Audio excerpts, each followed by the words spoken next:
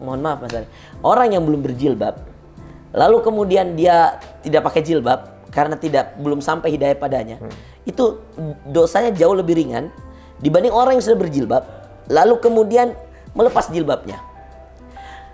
Dan yang lebih besar lagi, kalau kemudian orang yang berjilbab, orang yang tidak berjilbab, kemudian berjilbab, ini lebih besar lagi dosanya nih.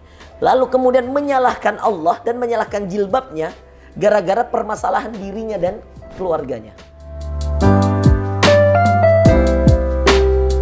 Assalamualaikum warahmatullahi wabarakatuh, teman-teman semuanya. Alhamdulillah sekarang ini, waduh, dapat kesempatan yang cukup langka karena beliau ini tidak tinggal di Jakarta, melainkan di salah satu daerah di Sulawesi yang tentunya juga kalau di sana tentunya, waduh,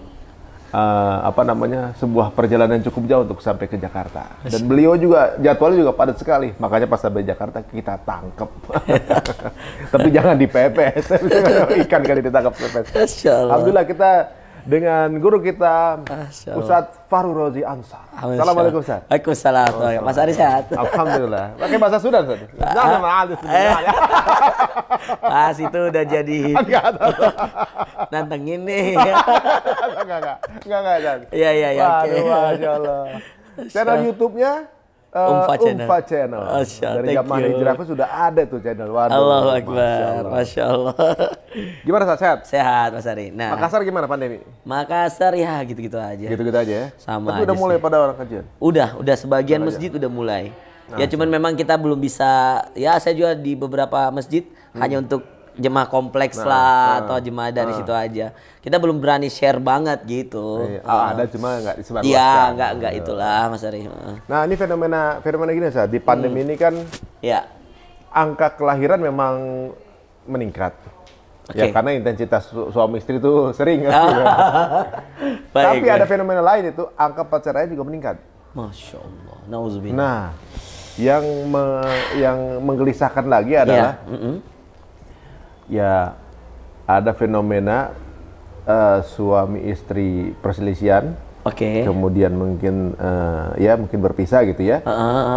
Tapi marahnya dengan pasangannya, menyalahkan mungkin ya ada yang mungkin futur, ada juga mungkin yang buka hijab gitu.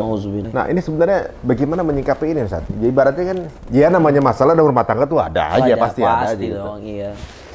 Cuma kenapa ya sampai kemudian yang salah pasangannya tapi menyalahkan keadaan dengan Allah gitu misalnya. Betul. Nah, Mas Ari, alhamdulillah wassalatu wassalamu ala rasulillah. Teman-teman ya yang di channelnya Mas Ari, saya keingat hadis Muslim dulu.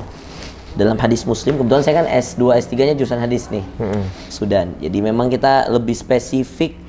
Segala sesuatu itu biasanya kalau di Quran kan umum-umumnya tuh, spesifik kejadiannya tuh biasanya di hadis tuh, Bang Ari dan teman-teman. Nah, di hadis Muslim itu kan ada kisah yang Rasulullah ceritakan panjang ceritanya. Gak perlu pakai bahasa Arab ya, karena kan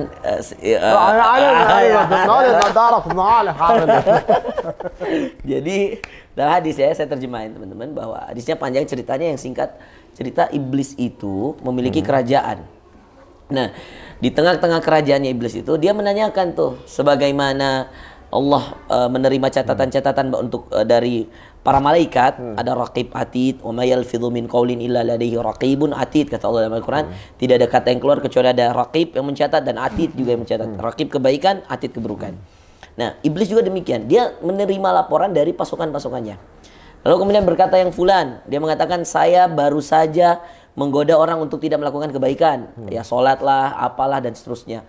Iblis biasa saja. Kemudian ada yang mengatakan saya baru saja membuat seseorang melakukan dosa, ya zina lah, ya merampok lah, ya bohong lah, dan semua dosa. Dia masih biasa saja. Lalu kemudian datang yang satu lalu mengatakan ini hadis Muslim, panjang ceritanya, panjang ininya, teman-teman bisa ngecek amalan yang paling dicintai iblis. Amalan yang paling dicintai iblis. Berarti ini poin tertinggi. Poin tertinggi nih bagi iblis. Bukannya mabok. Bukan mabuk, bukan zina. Bukan zina. Bukan. Jadi yang poin tertinggi, paling dicintai. Dicintai itu gini loh.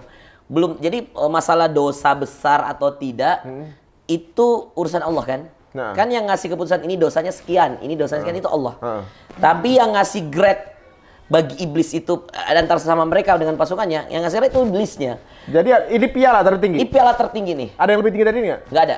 Nggak ada, tertinggi nih? Tertinggi nih. Waduh, menarik nih kayaknya. Tapi kalau dosanya itu urusan Allah. Misal zina, kan ada orang yang berzina karena mungkin dia dalam keadaan dia tergoda, ada yang memang pelampiasan syahwat, ada yang karena belum cukup iman, macam-macam lah, latar belakangnya beda-beda. Dosanya kan Allah yang tahu. Ada yang tobatnya sungguh-sungguh, ada yang main-main. Itu kan Allah yang tahu. Oke? Tapi bagi iblis, ini sesuatu yang paling dicintai dia. Grade-nya dikasih piala tertinggi nih. Nah, grade-nya paling tinggi. Kita mau tahu nih. Jadi kalau misalnya dalam sebuah games, ini level-level terberat. Nah, hadiahnya dari kerajaan iblis juga terberat. Dan ini paling membuat iblis senang. Berarti berlomba untuk sebenarnya ambil poin ini. Ambil poin ini, gitu. Tahu nggak apa? Apa tuh? Kata Al-Quran ini jelaskan, yufarriqu bainal mar'i wa zawji. Ayatnya dalam surah Al-Baqarah juga ada. Iblis itu senang dengan orang, dengan pasukannya yang mampu memisahkan antara suami dengan istrinya. Masya Allah.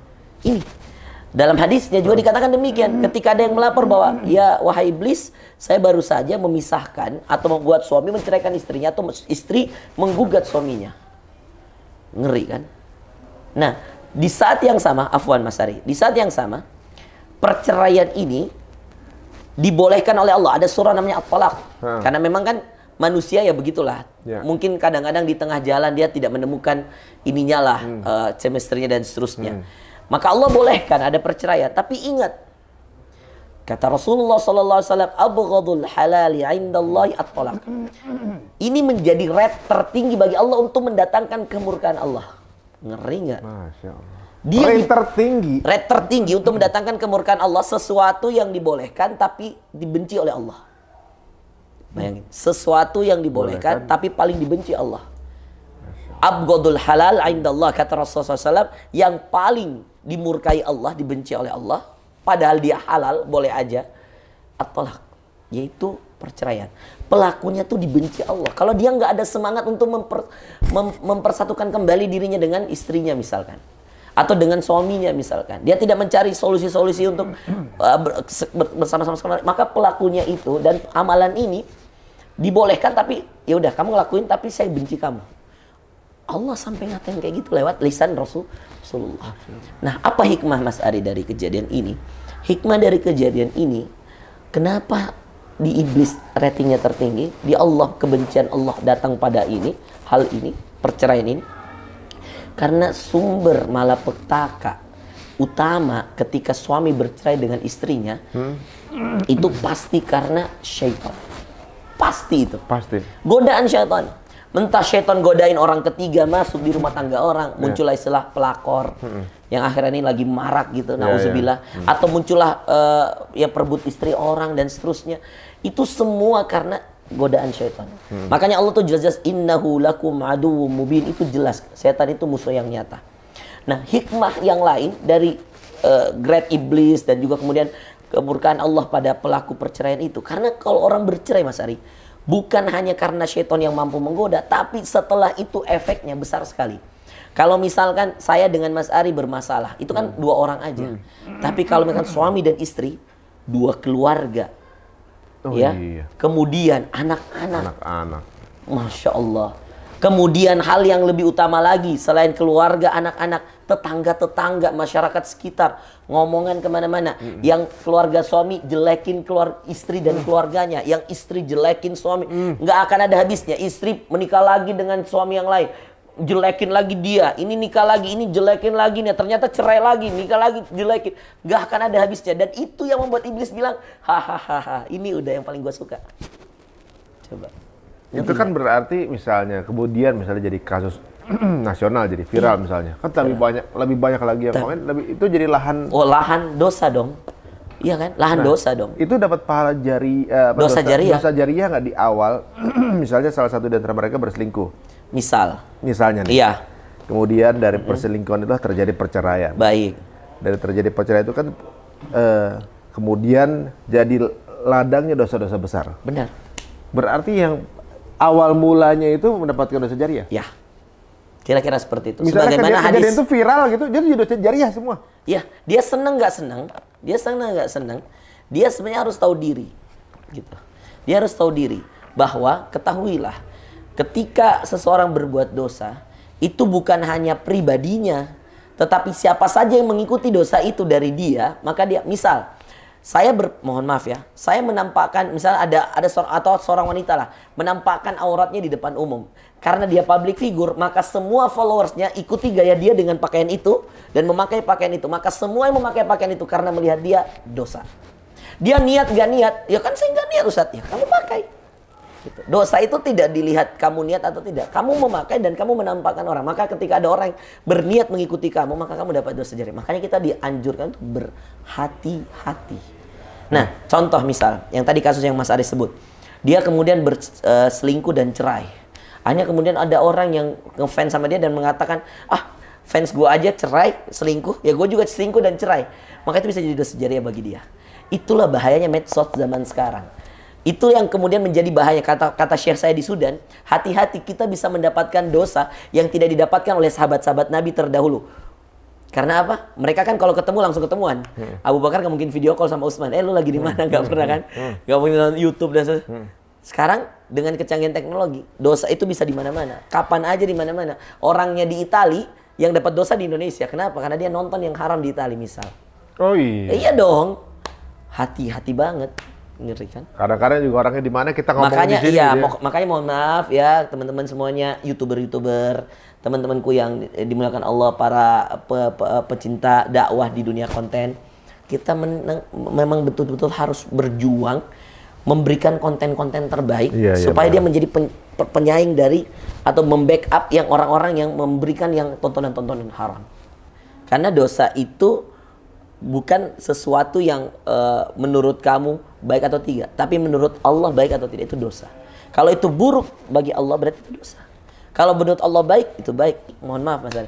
Orang yang belum berjilbab lalu kemudian dia tidak pakai jilbab karena belum sampai hidayah padanya, itu dosanya jauh lebih ringan dibanding orang yang sudah berjilbab lalu kemudian melepas jilbabnya. Dan yang lebih besar lagi, kalau kemudian orang yang berjilbab, orang yang tidak berjilbab kemudian berjilbab, ini lebih besar lagi dosanya nih. Lalu kemudian menyalahkan Allah dan menyalahkan jilbabnya gara-gara permasalahan dirinya dan keluarganya. Jadi tingkatannya seperti itu. Orang yang gak berjilbab karena belum sampai hidayah, oke lah dia mungkin dosanya masih lebih ringan, tapi dia berdosa juga. Terus naik ke tingkat keduanya. Dia sebelumnya tidak berjilbab, terus berjilbab, terus lepas jilbab, tapi nggak nyalahin Allah. Oke, fine. Jadi kamu berdosa tapi lebih tinggi karena kamu udah pernah dapat hidayah, terus kamu buka lagi. Tapi orang yang paling besar dosanya Mas Ari, dan ini sulit diampuni kalau dia nggak bertaubat, dia nggak berjilbab, terus berjilbab, dapat hidayah, terus dia lepas jilbabnya, lalu sambil dia menyalahkan syariat jilbab dan Allah. Saya nggak begini-begini karena ini jilbab yang salah, ini jilbab ini nih karena saya begini, maka saya diginiin. Itu dosanya besar banget. Karena dia sudah berhadapan dengan dua dosa. Dosa membuka jilbabnya dan dosa menyalahkan syariatnya. Seakan-akan dia akan bilang bahwa tidak ada yang maksudnya syariat Allah ini tidak benar gitu. Seakan-akan dia mengatakan begitu. Waduh, kita doakan teman-teman ya, mungkin yang kebetulan akhirnya membuka hijab dapat hidayah kembali untuk membuka hijab kembali ya Ustaz ya. Kita doakan lah ya. Artinya kita teman-teman, kalau mungkin saya saran ya Mas Ari, bagi teman-teman yang tahu kejadian itu ya mendoakan. Hal yang paling baik adalah mendoakan, lalu dibarengi dengan ya kalau kenal sekarang berikan nasihat singkat lah. Kalau nggak kenal doakan. Ya, dan diam, jangan ikut berkomentar yang macam-macam. Kalau Anda bisa punya hak untuk mengkomentari dengan positif, komentarlah. Berikan tawasobil hakmu dan tawasobil sobermu. Saling menasihati dalam kebenaran dan saling menasihati dalam kesabaran. Hati-hati dalam kolom komentar. Hati-hati dalam membuat caption. Hati-hati dalam mengutarakan sesuatu. Karena setiap yang mengikuti kita akan menjadi entah jariah hasanah bagi kita atau menjadi dosa jariah bagi kita. Itu mengerikan. Ada juga ya yang feed di sosmednya isinya mungkin menghujat orang lain. Hapus cepet tuh, hapus cepet. Hapus dan bertobat, segera hapus. Kalau dulu masih ada foto-foto, video-video yang kalian anggap masih nggak layak, segera dihapus. Karena nanti kita udah meninggal. Kata para ulama, ya guru saya pernah mengatakan di Sudan, Syekh Sami, Beliau mengatakan di antara yang paling membuat seseorang rugi dalam kehidupannya adalah dosa yang tidak pernah dia lakukan tapi dia dapat hukumannya. Dia nggak pernah melakukan dosa itu tapi dia yang dapat hukumannya. Kenapa? Maksudnya gimana?